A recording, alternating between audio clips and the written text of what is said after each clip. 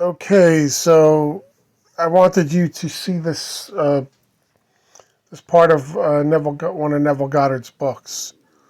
Man is pure formless consciousness, and that which he conceives himself to be is an illusion or reflection of the particular ideas he holds true. These illusions exist only so long as man focuses his attention upon them and gives them life.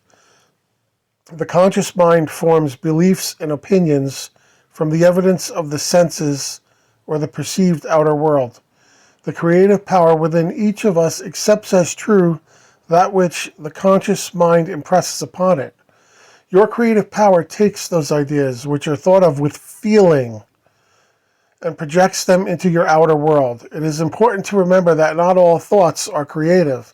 Only those which are believed to be true or which are joined with feeling create the circumstances and events that you will encounter. Therefore, emotions such as anger, fear, love, or joy are creative. You must guard the emotions which you allow to enter your consciousness, just as you would discriminate in allowing a stranger into your home. You cannot allow negative emotions to fill your mind without suffering the consequences of experiencing the state which those emotions are joined. Fear of loss brings loss into your world. You could take every outward precaution to guard against loss, but if you fear loss, you will most certainly experience it in your affairs. Feelings of love and joy create happy events and loving relationships. Feeling abundant brings riches into your life. A person who is unloving or suspicious and feels that others take advantage of him draws to himself that which he believes. No matter what he does externally, his relationships with others will reflect that which he accepts as true. He may want a loving relationship, but he can draw to himself only that which he is conscious of being. Like literally does attract like. As within, so without.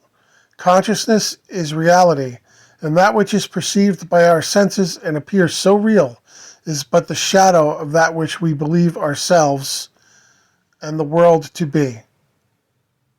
Conscious use of the law. So he goes on, right? But that was very interesting because it really is what you think about. And I can tell you this test it. As Neville used to tell his audiences, put it to the test. It'll cost you nothing, right? There's no entrance fee. It's your imagination. It's your beliefs. You know, I could tell you for a fact that in times in my life when I was more joyous, I had joy returned to me. And times when I was angry or negative, it came back in waves. Okay, so you do have to be careful. And you have to guard yourself so that you don't fall into some downward spiral of negativity, because it's actually kind of difficult to pull yourself out of that. Once you get into that state, a negative state, it's I find it difficult to pull out. You can, but it's not worth getting there in the first place. All right, so this is just so fascinating the way he puts it, and he puts it so well. I could never put this as well as he did. Just think about that. A person who is unloving or suspicious and feels that others take advantage of him draws to himself that which he believes. You know, no matter what you do externally, it'll happen. The same thing with fear of loss. You can do everything to guard against it, but if you fear it, it'll get you. So be happy.